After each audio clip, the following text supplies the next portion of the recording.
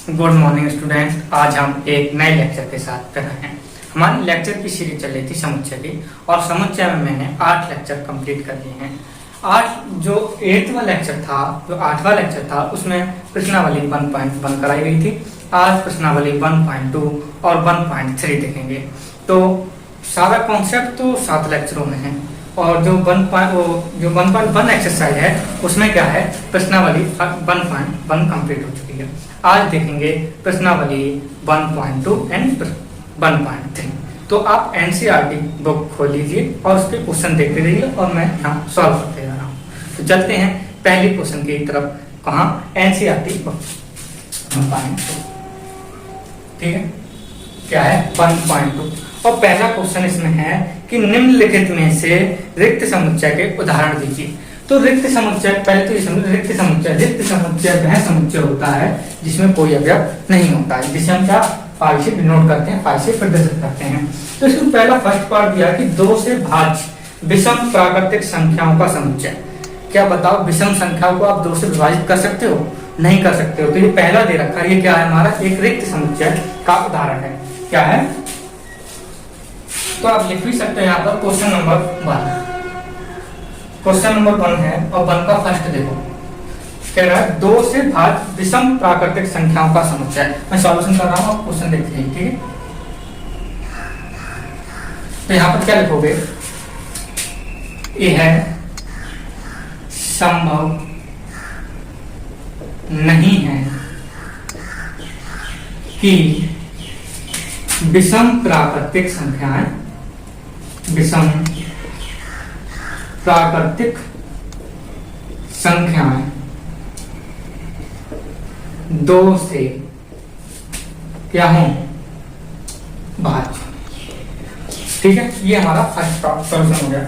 Second है कि सम अभाज्य संख्याओं का समुच्चय। ये रिक्त समुच्चय नहीं है, क्योंकि सम अभाज्य संख्या एक होती है, वो होती है 2। 2 क्या है? अभाज्य भी है। ठीक है, तो क्वेश्चन नंबर 2 का सॉल्यूशन देखो। 2 एक अभाज्य संख्या है,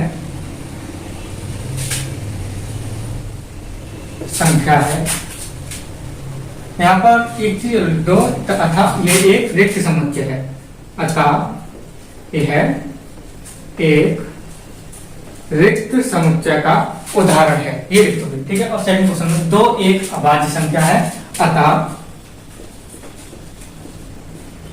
2 का क्या बन जाएगा? समुच्चय बन जाएगा। यह रिक्त समुच्चय नहीं। ये कौन सा? रिक्त समुच्चय नहीं। ठीक है, इसका थर्ड पार्ट देखो, तीसरा देखो। तीसरे में कह रहा है, तीसरा मैं लिख देता हूं ऊपर। ठीक है, नहीं कोई दिक्कत नहीं, लिखना जरूरी नहीं है। x एक प्राकृतिक संख्या है, और कह रहा है कि x किससे छोटा है? 5 से, और 7 से बड़ा। कोई ऐसा नंबर हो सकता है जो 5 से तो छोटा हो और क्या हो 7 से बड़ा हो? नहीं हो सकता। तो लिखोगे क्या, यहाँ पर तीसरे का सॉल्यूशन लिखोगे कि x क्या हो 5 से क्या हो छोटा हो। ठीक है, और क्या हो 7 से बड़ा हो। ऐसा असंभव है, ऐसा असंभव है, अतः, क्योंकि इसमें कोई एलिमेंट ही नहीं होगा ऐसा, अतः यह एक रिक्त समुच्चय का क्या हुआ उदाहरण हुआ। रिक्त समुच्चय का उदाहरण है। ठीक है, इसका चौथा पार्ट देखो कि बाई किन्हीं 2 समांतर रेखाओं का उभयनिष्ठ बिंदु है। कैसे हो जाएगा? नहीं होगा। बाई किन्हीं 2 समांतर रेखाओं का उभयनिष्ठ बिंदु है। ये हो सकता है कभी? ये 2 हमारी समांतर रेखाएं मैंने की तल में लिखी, ये उभयनिष्ठ बिंदु हो जाएगा इनका? कभी नहीं हो सकता। तो अतः यह भी असंभव है। क्या लिखोगे? यह असंभव है कि बाई, जो बाई दे रखा है उसमें, बाई 2 समांतर रेखाओं का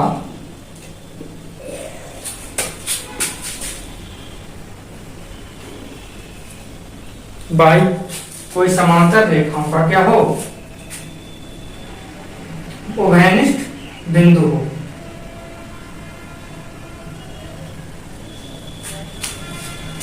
तो यह असंभव है।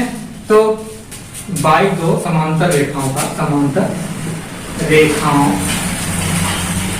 का उभयनिष्ठ बिंदु हो।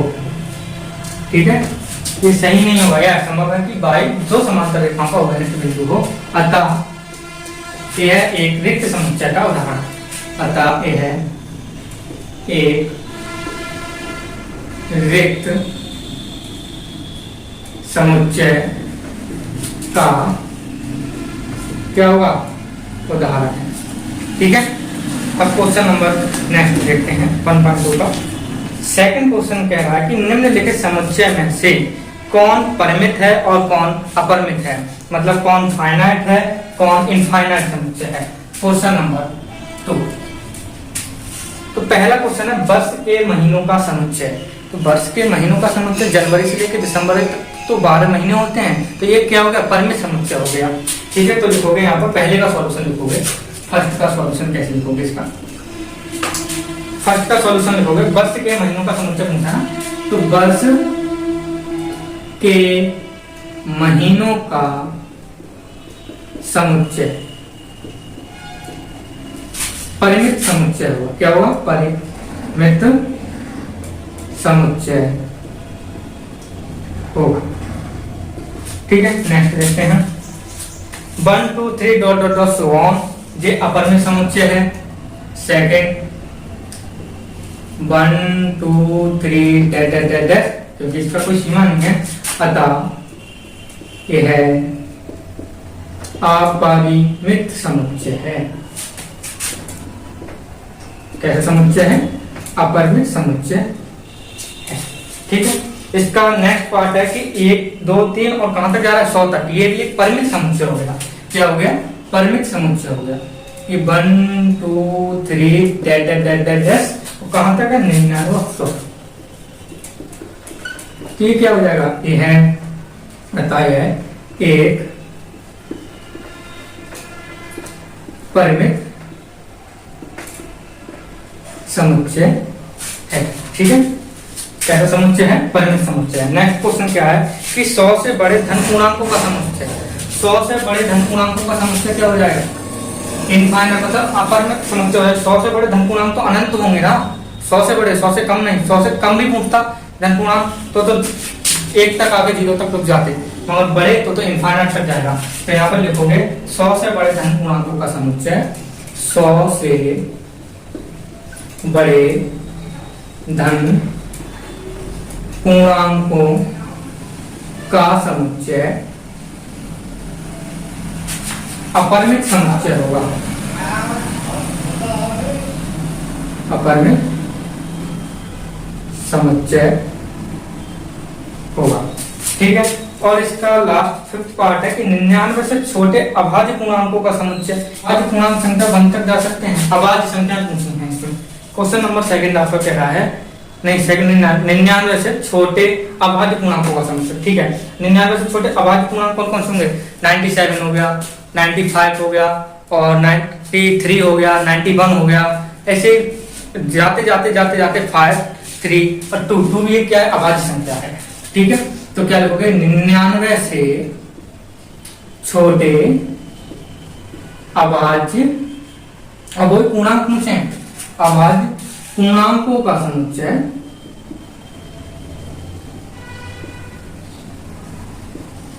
पूर्णांकों का समुच्चय क्या होगा, एक परिमित समुच्चय होगा, एक परिमित समुच्चय होगा। ठीक है, इसे रख करते हैं, फिर आगे चलते हैं। ठीक है, क्वेश्चन नंबर 3 की तरफ चलते हैं।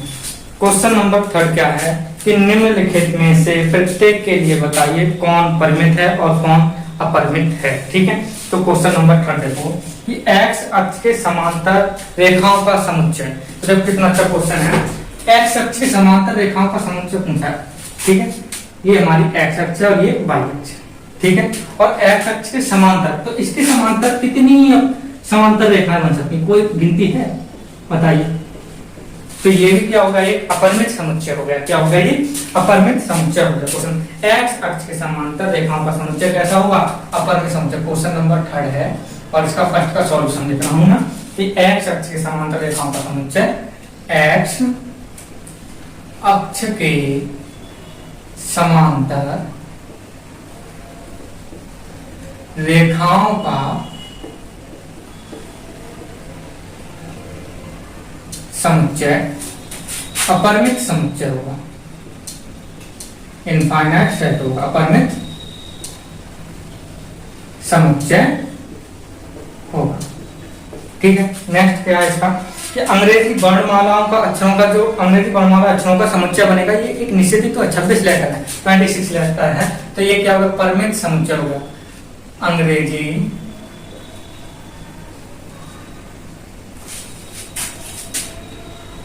अंग्रेजी वर्णमालाओं का समुच्चय, अंग्रेजी वर्णमाला का कौन सा? ठीक, अंग्रेजी वर्ण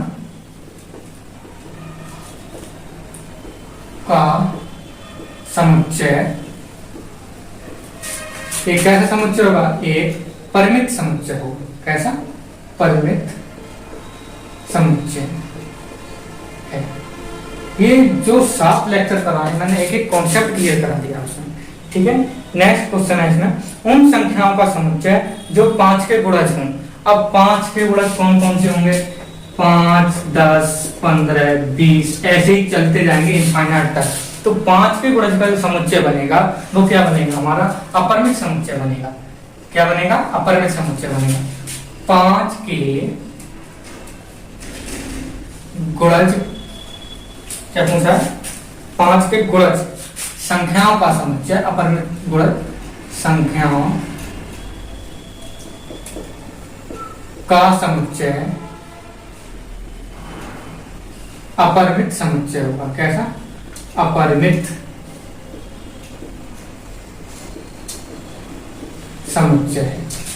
ठीक है। फिर नेक्स्ट है पृथ्वी पर रहने वाले जानवरों का समुच्चय, इनकी भी आप वो काउंटिंग नहीं कर सकते हो, तो ये भी क्या होगा? हमारा अपरिमित समुच्चय होगा। ठीक है। तो पृथ्वी पर रहने वाले जानवरों का समुच्चय अपरिमित समुच्चय। कैसा? अपरिमित समुच्चय है। नेक्स्ट है इसमें कि मूल बिंदु 0,0 से होकर जाने वाले वृत्तों का समुच्चय। अब मूल बिंदु से कैसे मालूम? मूल बिंदु ये है और मैं इसको, इससे वृत्त कई अनंत तक खींचे जा सकते हैं, कोई गिनती नहीं है इनकी। ठीक है। तो ये भी क्या हो गया? हमारा एक अपरिमित समुच्चय हो गया। ठीक है। तो फिर मूल बिंदु से होकर जाने वाले वृत्तों का समुच्चय अपरिमित समुच्चय होगा। मूल बिंदु से होकर, मूल बिंदु से होकर जाने वाले वृत्तों का समुच्चय अपरिमित समुच्चय होगा। क्या होगा? अपरिमित समुच्चय होगा। ठीक है। क्वेश्चन नंबर इसका क्या आएगा? आप 4th क्वेश्चन देखते हैं। 4th क्वेश्चन इसका क्या कहेगा?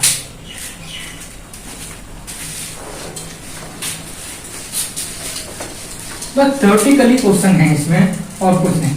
रिलेशन एंड फंक्शन वो एक चैप्टर है थ्योरेटिकली, बाकी फिर मैथमेटिकली न्यूमेरिकली चैप्टर स्टार्ट हो जाएंगे। ठीक है। ये चैप्टर बेसिस है मैथ के, ये करने जरूरी है आगे जब अच्छी पढ़ाई करनी है। तो क्वेश्चन नंबर 4 कि ए और बी बराबर हैं अथवा नहीं। ठीक है। ये बताना है हमको। तो ए समुच्चय क्या दिया है हमें? ए, बी, सी, डी। ठीक। और बी समुच्चय, इसका बी समुच्चय क्या दिया है? पहले ऐसे बराबर का चिन्ह लगा देते हैं। ठीक है। पहले अभी समझाने के लिए डी, सी, बी और ए। ठीक ऐसे ही सेकंड, ये फर्स्ट पार्ट हो गया, ये सेकंड पार्ट होगा। क्या ए समुच्चय हमें क्या दिया है कि 4 8 12 16, 4 8 12 और 16। बी समुच्चय दिया है हमें 8 4 12 16 और 18, 8 4 16 और 8। और फिर थर्ड पार्ट दे रखा है हमें, क्या छोटा सा है कि थर्ड पार्ट है, ए में दिए हैं 2 4 6 8 10,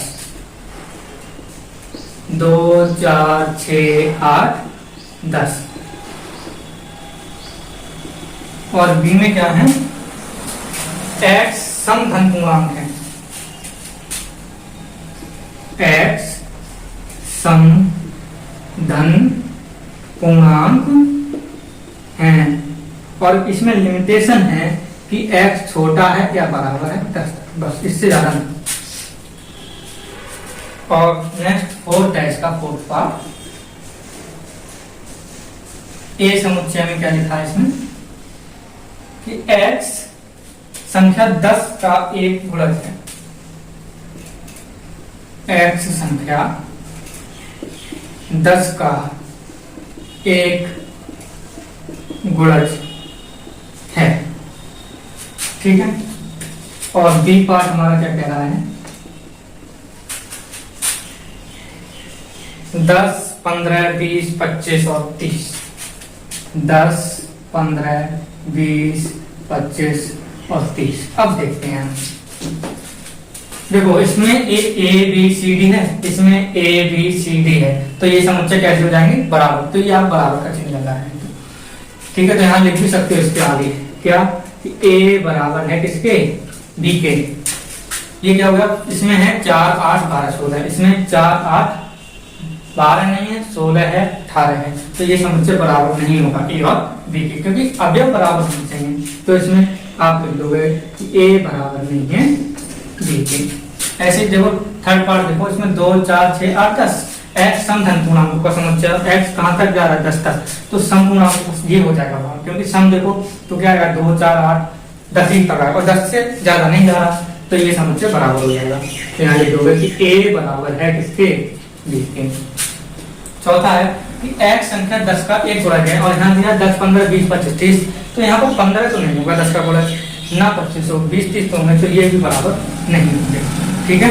तो हम यहाँ पर क्या लिख देंगे कि a बराबर नहीं है b के। तो बस हो गया, लास्ट क्वेश्चन है शायद एक और, फिफ्थ क्वेश्चन देखना।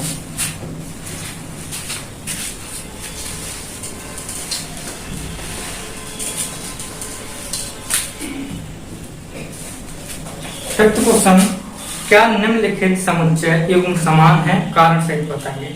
तो देखो ए समुच्चय में दिया है, फर्स्ट पार्ट है इसका कि जो ए समुच्चय दिया है वो क्या दे रखा है हमारा, इसमें 2 3 एलिमेंट दे रखे हैं। और जो बी समुच्चय बनाया है इन्होंने वो कह रहा है एक्स समीकरण है, क्या क्या समीकरण है वो, एक्स स्क्वायर प्लस के 5x प्लस के 6 बराबर 0, ठीक, का हल है। तो इसको सॉल्व करते हैं, ठीक है। कैसे, इस इक्वेशन को सॉल्व करो, एक्स स्क्वायर प्लस के 5x प्लस 6 बराबर 0, तो इसके फैक्टर हो जाएंगे 3 दूनी 6 3 और 2 5 होते हैं, तो एक्स स्क्वायर प्लस के 2x प्लस के 3x प्लस के 6 बराबर 0। यहाँ से x कॉमन लो तो x प्लस 2, यहाँ से 3 कॉमन लो तो x plus 2 is equal to 0, तो x प्लस 2 और x प्लस 3 बराबर 0, तो x बराबर कितना है -2 और -3। तो इसमें एलिमेंट b में एलिमेंट बनेंगे वो कौन कौन से आएंगे, -2 -3, और a में हमारा क्या है 2 है और 3 है, क्या ये बराबर हो सकते हैं, तो नहीं, तो ये a और b बराबर नहीं है, तो क्या ऐसे लिख दो, a और b बराबर नहीं है, ये इसका आंसर, ठीक है। ऐसे इसमें थर्ड वाले सेकंड है, सेकंड में क्या है कि जो ए में दिया है, ए में कौन कौन से एलिमेंट है, एक्स, एक्स शब्द का शब्द दिया है, इसमें क्या फॉलो, FOLLOW, ठीक है, का एक अक्षर।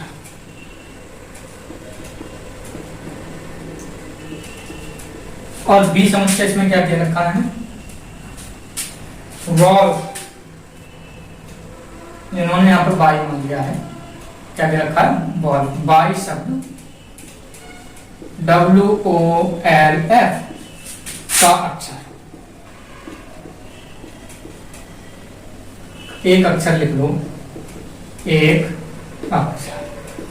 अब इनको समझो, इसका समुच्चय बनाओ, इसमें क्योंकि डबल एलिमेंट है, इसका ए का समुच्चय बनाओगे आप तो क्या आएगा हमारा, F आएगा, O आएगा, L आएगा और W आएगा।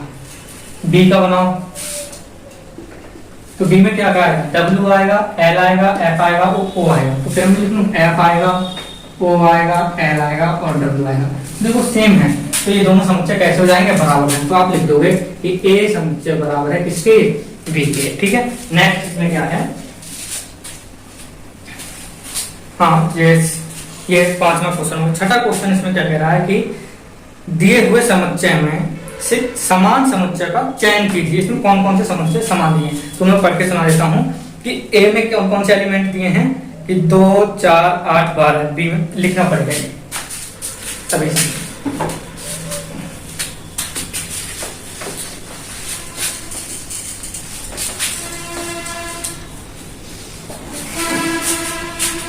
क्वेश्चन नंबर 6, क्वेश्चन नंबर 6 क्या कह रहा है, क्वेश्चन नंबर 6 में ए समुच्चय दिया है, उसमें कितने एलिमेंट हैं, 2, 4, 8, 12, 2, 4, 8 और 12।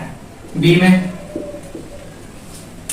1, 2, 3, 4, 1, 2, 3, 4। सी में 4, 8 और 12 और 14। डी में 3, 1, 4, 2 और ई में -1 और 1। एफ में 0 और ए। जी में इतने सारे समुच्चय दे रखे हैं, 1 - 1। और एच में 0, 1। ये देखो, ठीक है। तो इसमें हमें बताना समान समुच्चय कौन कौन से हैं। तो एक तो हमें दिख रहा है 2, 4, 8, 12। इसमें कहीं देखो 2, 4, 8, 12 है, 2, 4, 8, 12, 2, 4, 8, 12, 2, 4, 8, 12 नहीं। केवल समान समुच्चय देखने इसमें कौन कौन से हैं। एक ये वाला मिल गया, एक ये मिल गया, -1 और 1 -2। तो ई बराबर क्या हो जाएगा, ई बराबर जी। और 0, A नहीं है। और देखो ढूंढो, 1, 2, 3, 4, 1, 2, 3, 4। तो क्या हो गया हमारा, बी बराबर हो गया किसके, डी के।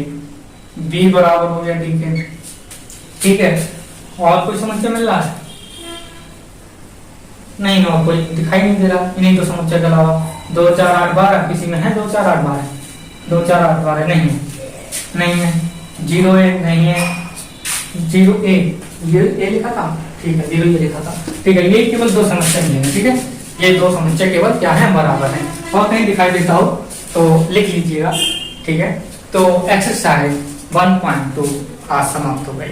वीडियो लंबी हो जाएगी, इसी वजह से मैं 1.3 इस वीडियो में नहीं कर रहा हूँ, नेक्स्ट वीडियो में कराऊंगा, ठीक है। तो आज हमने ये एक्सरसाइज कंप्लीट कर ली। नेक्स्ट एक्सरसाइज में 1.3 एक्सरसाइज के साथ मिलते हैं। तो आज के लिए इतना ही, थैंक यू।